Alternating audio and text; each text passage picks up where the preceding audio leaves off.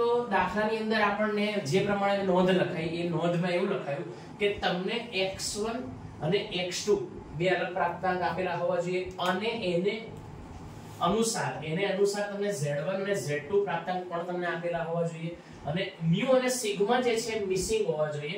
આવી પરિસ્થિતિ હોય ત્યારે આપણે બે સમીકરણ મેળવવાના અને બે સમીકરણ મેળવીને એનો લોપ કરવાનો એવું આપણે નોંધ લખી છે અને હવે એને અનુસરીએ છીએ.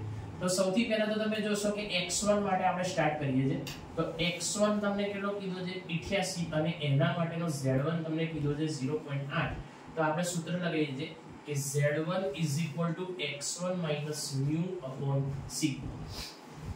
z1 જે 0.8, x1 જે તમારો 88, mu ખબર નથી અને એ તો શોધવાનો છે અને સિગ્મા જે છે એ તમારે ખબર નથી શોધવાનો છે.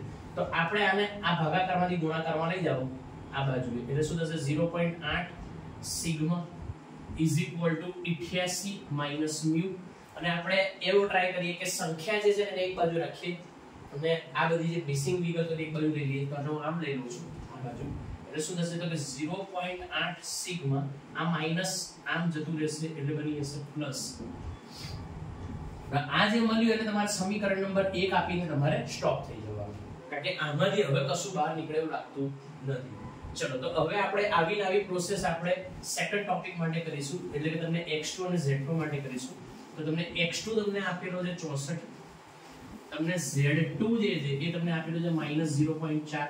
તો ફોર્મ્યુલા લગાવીએ z2 = x2 mu sigma. z2 કેટલો છે -0.4, x2 એટલે કે 64, mu શોધવાનો છે ખબર નથી, સિગ્મા એ બી શોધવાનો છે.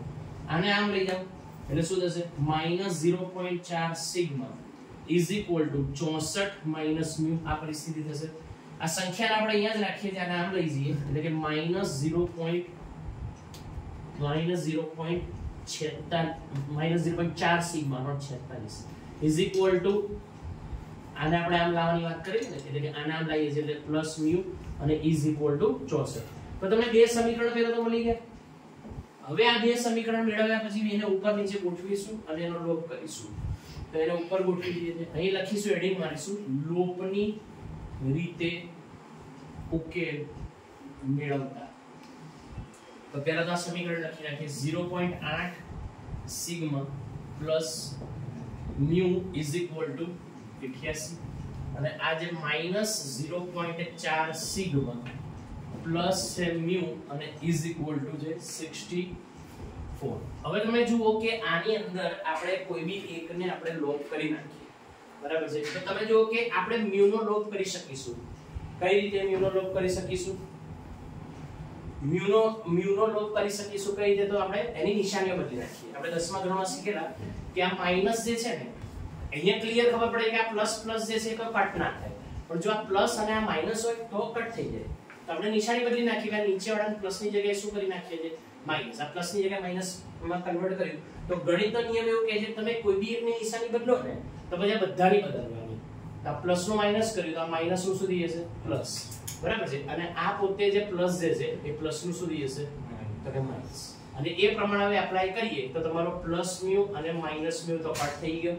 હવે તમે કરી આપો 0.8 વત્તા 0.4 મને કરી આપો 1.2 સિગ્મા. આવું થયું 1.2 સિગ્મા = આમાંથી આ બાદ કરીએ 24.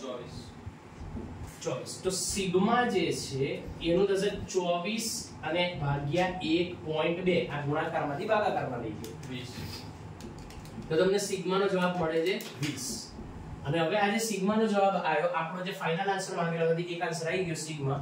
હવે આ સિગ્માનો જે જવાબ આવ્યો એને કોઈ બી એક સમીકરણમાં આમાં અથવા આમાં બેમાંથી કોઈ બી એક સમીકરણમાં મૂકી દો એટલે બાકીનો જવાબ મળી જશે એટલે કે mu નો જવાબ મળી જશે 0.8 સિગ્મા પ્લસ mu = 88 માં સિગ્મા બરાબર 20 મૂકતા તો મૂકી દઈએ 0.8 સિગ્માની જગ્યાએ કેટલા મૂકો તમે 20 વત્તા mu = 88. તો તમે આનો ગુણાકાર મને કરી આપો 16 બરાબર અને વત્તા છે mu = 88. આ પ્લસ 16 સામે લઈ જાવ તો -16 થઈ જશે. તો mu = 88 - 16. તો mu = 88 માંથી 16 બાદ કરો 72. જવાબ ચેક કરો. બરાબર, તમને સંભાવના આપી છે ને એટલે રિવર્સ બી જઈ શકાશે. ચલો આપણે રિવર્સ જઈએ. સૌથી પહેલા આકૃતિથી શરૂઆત કરીએ છીએ કારણ કે તમને સંભાવના આપેલી છે ને, તો આકૃતિથી શરૂઆત કરું છું. અહીંયા છે 0, આ બાજુ છે પ્લસ ઇન્ફિનિટ, આ બાજુ છે માઈનસ ઇન્ફિનિટ. હવે તમને કીધું છે કે આનાથી વધુ એવો શબ્દ વાપરેલા ને, આના માટે શું શબ્દ છે થી વધુ. તો મેં તમને શું કીધું કે આકૃતિમાં ક્યાંથી પ્રવેશ મેળવવાનો? જમણી બાજુ કીધું. મતલબ કે આ આકૃતિમાં મારે આમ જમણા તરફથી તમારે પ્રવેશ મેળવવાનો છે. આમ જમણા તરફથી પ્રવેશ મેળવવાનો છે. તો અહીંથી તમે જમણી તરફથી પ્રવેશ મેળવશો અને કેટલો છે 0.3085 આ પ્રવેશ મેળવ્યો તો 3085 અટકી જવું પડે. એટલે અહીં ક્યાંક અટકી જવું પડે એમ અંદાજો હું મારું છું. અને અહીં જ કેમ અટકી ગયો? કારણ કે 0.5000 થી કૂદવાનું નથી. 0.5000 કરતા ઓછું છે એટલે કે 0.5000 થી જમ્પ નથી મારવાનો. તો આટલું જે છે એ જે 0.3085 છે એમ માનીએ છે. અને અહીં હું એને નામ આપી દઉં છું કે આ Z1. હવે સમજવાની બાબત અહીંયા એ છે કે તમારું Z1 જે છે ને, આ જે Z1 એ પ્લસ રહ્યો. કેમ પ્લસ રહ્યો? કારણ કે 0 થી આ બાજુ રહ્યો એટલે કે પ્લસ રહ્યો. અને આ વિગતને શોધવા માટે તમે 0 થી દૂર છે. હવે પેલા નિયમો યાદ કરીએ કે આ વિગત જે શોધવી છે હાઇલાઇટેડ વિગત તો એ 0 થી દૂર છે તો તમારે બાદબાકીનો સહારો લેવો પડે. શેમાંથી શું બાદ કરવાનું? એટલે કે આ વસ્તુ મેળવવા માટે શેમાંથી શું બાદ કરવાનું? તો તમે જુઓ 0 થી ઇન્ફિનિટ સુધી પહેલા જતા રહેવાનું અને એમાંથી 0 થી Z1 કે જે આપણે નથી જોઈતું એટલો ભાગ શું કરી દેવાનો? તમારે માઈનસ કરી દેવાનો. એ જે વસ્તુ આપણે સમજ્યા અને બોલ્યા એ ત્યાં લખીશું કે પહેલા તો તમારે 0 થી ઇન્ફિનિટ સુધી જતા રહેવાનું, છેક થી છેક સુધી. પછી એમાંથી આટલો ભાગ નથી જોઈતો, તમારે 0 થી લઈને પ્લસ Z1 ભાગ નથી જોઈતો, તો એને શું કરી દેવાનું? માઈનસ. અને એવું કરવાથી જવાબ શું બનશે? તો જવાબ તો આપણને ખબર છે આ વખતે 0.3085 જેટલો જવાબ બનશે. ચલો તો આને થોડું પેલું Z વાળી નિશાની મૂકીને આપણે એને જેમ દર વખતે આપણે મેથેમેટિકલ વર્ઝનમાં લખીએ છીએ એમ લખી નાખીએ અને હવે આને સોલ્વ કરવા ટ્રાય કરીએ. આને સોલ્વ કરીએ તો 0 થી ઇન્ફિનિટ કીધું હોય તો તમને ખબર છે કે પૂરો એરિયા કવર થાય 0.5000. આ આપણે શોધી રહ્યા છે એટલે ટચ કરવાની જરૂર નથી. 0 Z1 અને ઇઝ ઇક્વલ ટુ 0.3085. હવે સાઈડ બદલીએ. આ માઈનસ વાળું સ્ટેપ આમ આવી જશે એટલે પ્લસ બની જશે અને આ પ્લસ વાળું સ્ટેપ ત્યાં જતું રહેશે એટલે માઈનસ બની જશે. તો શું થશે? તો 0.5000 માઈનસ 0.3085 અને ઇઝ ઇક્વલ ટુ આ માઈનસ વાળું સ્ટેપ આમ આવી ગયું પ્લસ બની ગયું 0 થી લઈને Z અને Z થી લઈને Z. હવે આમાંથી આ બાદ કરી આપો મને 0.1915 અને ઇઝ ઇક્વલ ટુ જે કોઈ બી હવે અહીંયા 0 હટાવી દઉં ખાલી Z1 રાખું મારે અહીં Z1 જોઈએ છે. હવે એનું ઊંધું ટેબલ જોવું પડે. આ જે છે 0.1915 સીધું વચ્ચે ટેબલમાં કૂદી પડો. કદાચ તમને ડાયરેક્ટ વેલ્યુ બી મળી જાય સીધી અથવા તો ભાઈ તમારે આગળ પાછળ ની લેવી પડે. શું લાગે છે? ડાયરેક્ટ બોલો અને મોટી કે નાની? 0. ડાયરેક્ટ અચ્છા ડાયરેક્ટ વેલ્યુ તમને મળી ગઈ છે એક્ઝેક્ટ આ તમને ટેબલમાં મળી જાય છે એટલે કે તમને 0.5 એ તમને Z1 તરીકે વેલ્યુ મળે છે અને પ્લસ છે એટલે જાતે પ્લસ જ છે તો આપણે આ Z1 મેળવ્યો. હવે આ જે Z1 મેળવ્યો એ Z1 થી જો દાખલાને હાલ જે આપણે લીધું છું તો આ રીતે કરીએ છે કે Z1 x1 μ upon sigma. Z1 કેટલો છે? તો કે 0.5. x1 તો આપેલો છે કેટલો છે x1? તો કે 31 છે. mu તો કે ટાર્ગેટ છે શોધવાનો છે. સિગ્મા તો કે એ તો શોધવાનો છે નથી ખબર. તો અહીંથી એક સમીકરણ બહાર આવી જશે આપણી જોડે. આને અહીંયાથી ભાગાકારમાંથી ગુણાકારમાં લઈ જાઓ. 0.5 sigma is equal to 31 minus mu. Minus mu નામ ફેંકી દો એટલે પ્લસ mu બની જશે. 0.5 sigma plus mu is equal to 31. અને આને સમીકરણ 1 આપીને આપણે સ્ટોપ થઈ જઈશું. બોલો સમજણ પડી કે સુધી પહોંચ્યું? આવું ને આવું હું સેકન્ડ ટોપિક માટે કરીશ એટલે એમાંથી હું આવીને સેકન્ડ સમીકરણ સુધી પહોંચીશ પછી લોપ થશે. તો ચલો હવે સેકન્ડ ટોપિકની વાત કરીએ છે તો એમાં તમને થી ઓછા શબ્દ વાપરીને તમને આપ્યું છે તમે જોયું હશે બરાબર. તો એના માટે ફરીથી આકૃતિ મારે બનાવવી પડે. લો આકૃતિ બનાવી દીધી 0 પ્લસ ઇન્ફિનિટી માઈનસ ઇન્ફિનિટી. હવે તમને અહીંયા શું કીધું છે કે સંભાવના 0.0668 અને થી ઓછા. તો થી ઓછા હોય તો મેં તમને નોંધ લખાઈ કે આકૃતિમાં ક્યાંથી પ્રવેશ મેળવવાનો? ડાબી તરફથી. એટલે કે આ તરફથી તમારે આકૃતિમાં પ્રવેશ મેળવવાનો. તો અહીંથી પ્રવેશ મેળવીએ છીએ. ચલો આ પ્રવેશ મેળવ્યો. હવે અહીંથી 0.06 છે. 0.5000 ખોદવાનું તો ક્યાંય દૂર રહ્યું, તમે જેવો એની અંદર પ્રવેશ મેળવ્યો એટલે અહીં ક્યાંક તમે સ્ટોપ થઈ ગયા. તો આ રીતની તમારી એક સ્ટ્રક્ચર બને છે અને આનો એરિયા ખબર છે 0.0668. ઓકે, આ એરિયા. અને હવે આ એરિયા તમારો 0 થી ડાબી તરફ રહે છે એટલે કે અહીંયા હું Z2 નામ આપીશ ને, પણ ધ્યાન રાખવા જેવી બાબત એ છે કે હું માઈનસ આપીશ.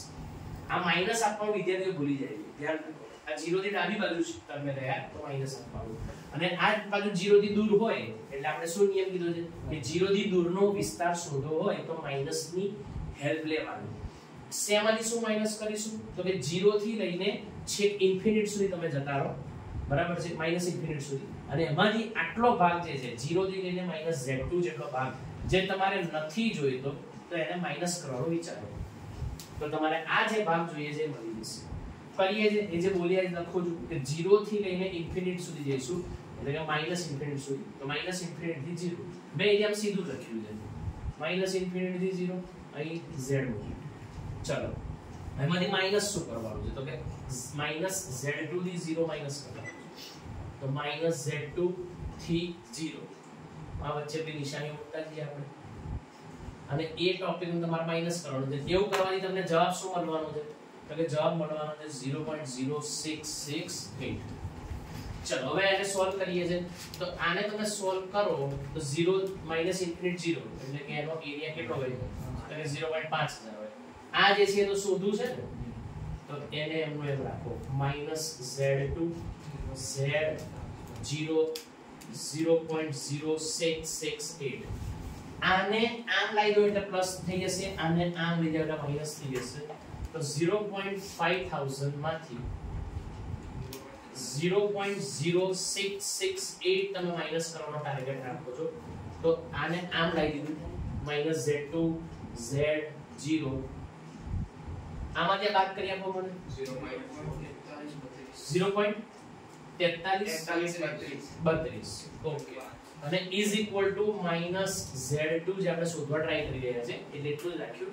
આની આગળની અને પાછળની કિંમત મેળવો ડાયરેક્ટ મળી જાય તો સારી વસ્તુ છે. ડાયરેક્ટ 1.5 તો તમને એક્ઝેક્ટ કિંમત મળી શકે તો એ બોલી દેવાની 1.5. પણ ધ્યાન એ બાબતો રાખવાનું કે એ 1.5 ને મેં માઈનસ રાખ્યા કારણ કે આ જે Z2 તો માઈનસ હતો તે માઈનસ એને આપી દીધા અને તમારો Z2 બને છે માઈનસ 1.5. તો તમે જુઓ તો હજી તો Z2 કર્યો એની મદદથી દાખલાને આગળ વધારો. તો Z2 x2 minus mu upon sigma. Z2 કેટલો છે -1.5 છે. x2 આપેલો છે તમને, x2 કેટલો આપેલો છે 27.